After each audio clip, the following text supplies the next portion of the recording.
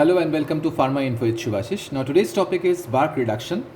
So in this discussion or in this session, we are going to take up two things. One is the reaction, the other one is the mechanism, and if possible, we'll see few applications as well, right? So now straightway, let us go to the main topic, that is your reaction, right? Now bark reduction. So Bark is a scientist who proposed a reaction that is basically used to reduce a conjugated system into a non-conjugated system. I mean to say an aromatic system, if I want to reduce an aromatic system partially, right? So bark reduction is usually employed, fine. So now, as I said, aromatic ring. So the first thing comes in our mind when we are basically dealing with aromatic system is found to be a benzene, right? So if benzene is undergoing, or the benzene has to undergo reduction, right? So what will happen? And if my intention is not to completely reduce it, rather partial reduction, right? So I need to take the help of what? Sodium metal, of course. The other thing, that is your liquid ammonia, okay, and essential, and one of this other essential thing is found to be alcohol, right? Fine. So what will happen in presence of sodium as well as ethanol? Partial saturation will take place, right? And it is the partial saturation that is basically converting, okay, benzene into a what? Into a cyclohexadiene, because this is found to be the cyclohexane and these two are found to be the dienes, right? So earlier it was an alternate arrangement of double bond, single bond, right? Double, single. We all know that benzene is an aromatic one, and inside the ring you can find a conjugated system, fine, a conjugated system. But when it is getting converted to a cyclohexadiene, this is cyclohexane and we have two enes, that is why diene, fine. So if it is getting converted to cyclohexadiene, that time no longer we can say the conjugated system is prevailed, right? Rather, the conjugated system turns into a non-conjugated system, right? So thus we can say, can we call it as non-conjugated cyclohexadiene? Yes, तब भी चलेगा, cyclohexadiene. So this is basically non-conjugated because nowhere we observed any conjugated system, because we have a double bond. Next to that double bond, two single bonds are there. That is not found to be the primary feature of conjugated system, right? So now here, and these two are not a methyl, rather two are found to be hydrogen. Earlier we know that each and every carbon in benzene, right, it is connected to hydrogen. That means each and every corner we can call it as methine, right? But in these two locations, after getting converted, right, or once the conversion took place, right, so that time this turns to not methine, rather methylenic. So this is the one, these two are the carbon. Earlier state was found to be methine. Later on, once they are hydrogenated further, we can call it as what? Methylene. That is nothing but CH2, right? Fine. So this is all about the initial reaction, or the reaction which is basically proposed by or developed by what? Bark, the famous scientist, fine. Okay, now let's talk about the importance of, or rather the relevance of taking this, the combination of reagents, fine. So what is the utility of sodium? So here the sodium is found to be the source of electrons, right? It is found to be the source of electrons, and we all know that anything which can accept electron is undergoing what? Reduction, fine. So that means it is the sodium through which electrons are coming, fine. Now from where? Because we need hydrogen only, because from sodium it is irrational to think that it can also provide hydrogen. Rather, we have to introduce a particular reagent with which we can find hydrogen as well. And the source of hydrogen in the form of proton is found to be and the source is found to be alcohol, right? It is the alcohol. As we know that alcohol is acidic in nature, and since it is acidic in nature, it can release what? The proton, fine. So that means alcohol here is acting as a proton donor, what we can say, right? Chalo. So now if I just say that what is bark reduction? So bark reduction is nothing but when we are converting an aromatic ring into a cyclohexadiene, that to a non-conjugated cyclohexadiene in presence of sodium, or you can say potassium as well. Even sometimes they are also taking lithium as well, fine, in liquid ammonia, and of course in addition to this we are going to take ethanol as well, and we know the purpose of it, right?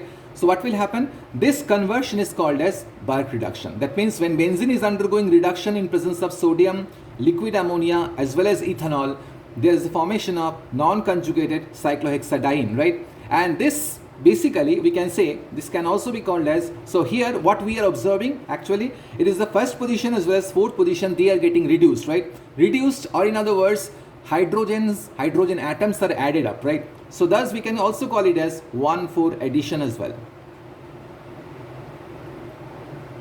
We can also call it as 1,4 addition, but this is not a like your diol salter reaction. It's not a 1,4 cyclo addition, because there we are basically starting from an open system, and at the end of the reaction we are closing that one, fine. But here in both the cases, from whether it is a starting one or an end product, right, in both the cases they are found to be closed one, fine.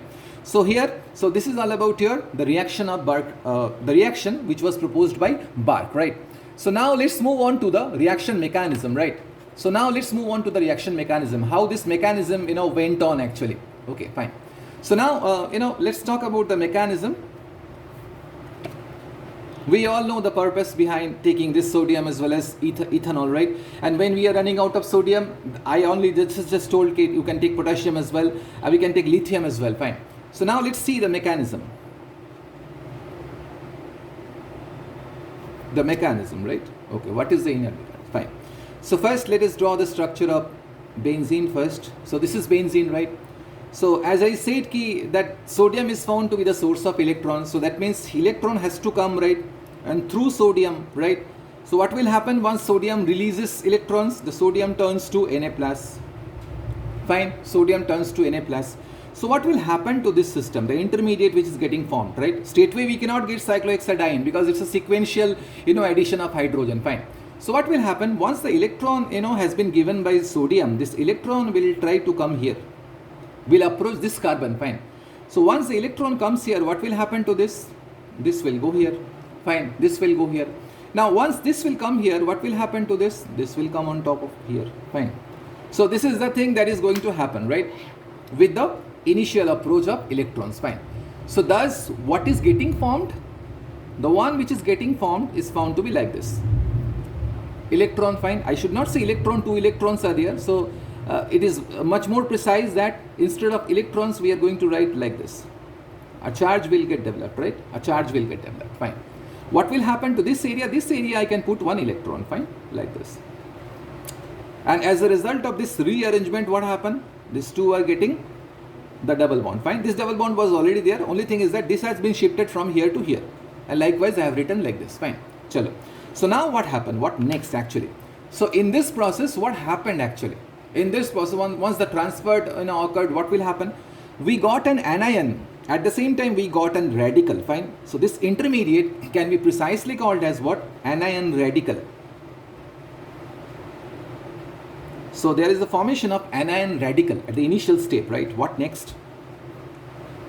What next? Next will come, see the electron is available over here, and as I said, ethanol is serving as a proton donor, fine. So if electron is going to give one proton, what will happen? Since the charge is already there, so what will happen? This charge is involved in catching the proton and thus getting hydrogenated, fine.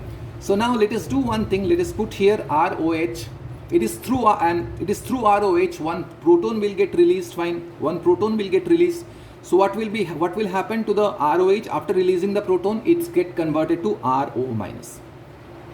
This is the thing that is getting formed, right? Alkoxide ion as well as proton, right? So what this proton will do? This electron will approach the proton, fine. Definitely the electron will approach the proton, fine. So what will happen? So if this thing takes place, right? So what will happen? What will be the shape of the intermediate? The next intermediate, this electron remains same. There is no change as such, okay?